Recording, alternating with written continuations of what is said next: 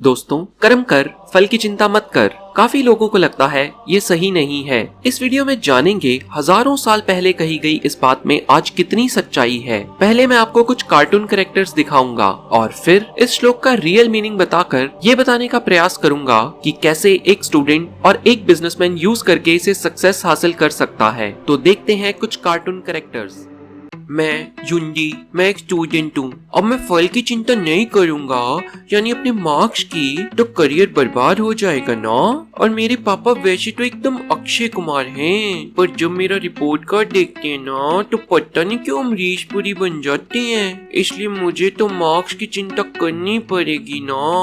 98% marks, यही है मेरा टारगेट। और अगर इस फल की चिंता नहीं करूँगा तो फल कहाँ से मिलेगा? और 98% कहने पर मुझे घूर क्यों रही हो? मैं तो जॉब करता हूँ, जॉब। सीधी बात कहूँ तो अगर मैं पूरे महीने भर मेहनत करूँ और एंड में मेरा बॉस मुझे सैलरी देने की जगह कहे चल फुट, कर्म कर कर्म, फल यानी सैलरी की चिंता मत कर, तूने अपना काम कर दिया, अब फल यानी सैलरी की चिंता क्यों करता है, कैसा फील होगा? हाँ, तो मैं नहीं मानता ये सब।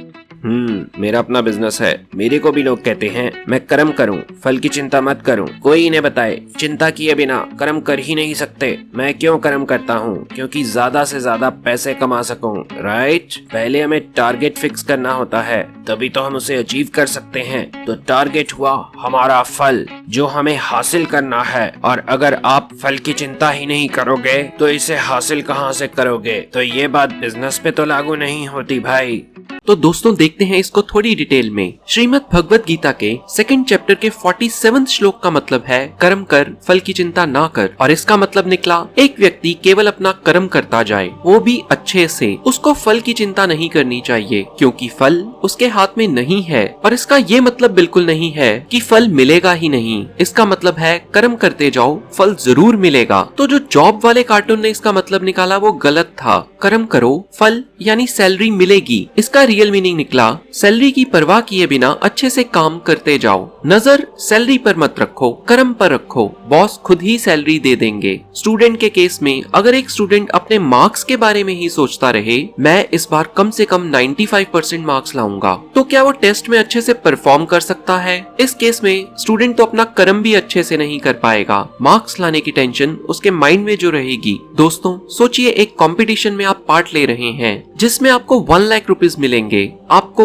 एक बर्फ से भरे पहाड़ की चोटी पर चढ़ना है। इस पहाड़ की चोटी पर पहुंचना आपका एम है, पहाड़ पर चढ़ना आपका कर्म है, और फल मिलेगा ₹1 लाख। आपकी नजर या फोकस कहां पर होनी चाहिए? ऑब्वियसली आपकी नजर अपने हर कदम पर होनी चाहिए जो आप उस पहाड़ पर ले रहे हैं, जो बर्फ से ढका हुआ है, और यही है आपका कर्म। और अगर आपके दिमाग में 1 लाख रुपीज या पहाड़ी की चोटी होगी तो आप रास्ते से गिर जाएंगे। और यही तो श्रीमद् भगवत गीता में लिखा है, कर्म कर, फल की चिंता मत कर। और सबसे इम्पोर्टेंट बात, क्या फल यानी नतीजा इंसान के हाथ में है? दोस्तों अक्सर मैंने देखा है पेरेंट्स बच्चों से अजीब सी उम्मीद लगाकर बैठ जाते हैं, इस बार इतनी मेहनत करना कि तू क्लास में फर्स्ट आए। अब कोई ऐसे पेरेंट से पूछे क्लास में फर्स्ट आना क्या स्टूडेंट के हाथ में है? सच तो ये है नहीं। तुम अपने बच्चे को तो मेहनत करवा सकते हो, पर अगर कोई और स्टूडेंट उससे ज्यादा मेहनत करे तो क्या तुम दूसरे स्टूडेंट को मेहनत करने से रोक सकते हो? तो फर्स्ट तो वही आएगा जो ज्यादा मेहनत करेगा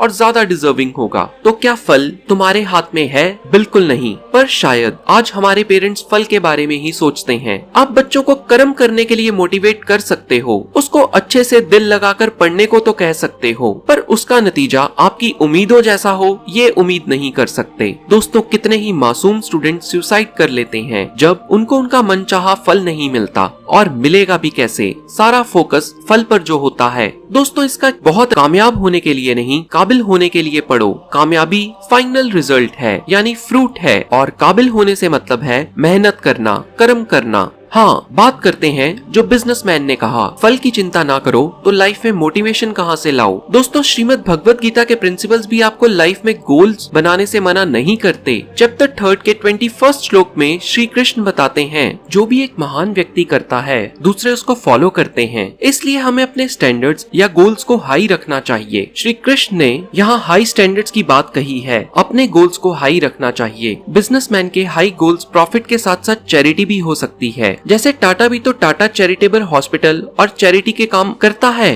दोस्तों इस पर मैं आने वाले टाइम पर अलग से एक वीडियो बनाने की कोशिश करूंगा। दोस्तों इसी तरह एक यूट्यूबर अपनी वीडियो डालने के बाद उस वीडियो के ऊपर आए व्यूज, लाइक्स, डिसलाइक अपने सब्सक्राइबर को ही देखता रहे तो क्या वो ग्रो कर सकता है? नहीं, उसकी नजर फल पर नहीं केवल अपने कर्म पर होनी चाहिए, यानी कि वो और वीडियोस बनाए। मैं उम्मीद करता हूँ गीता का ये ज्ञान आपको समझ आ गया। दोस्तों एंड में यही कहूंगा, कमेंट में जय श्री कृष्ण लिखोगे तो रिप्लाई करूंगा और गाली दोगे तो कमेंट डिलीट कर दूंगा। और ऐसी और भी नॉलेजेबल वीडियोस देखने के लिए चैनल को सब्सक्राइब करके बेल आइकन पे क्लिक करना ना भूलें। इस वीडियो को लाइक करके उस पर्सन के साथ शेयर करें जिसको आप जिंदगी में सफल देखना चाहते हैं। मैं फिर मिलूंगा ऐसी ही किसी वीडियो में। जय श्री कृष्ण।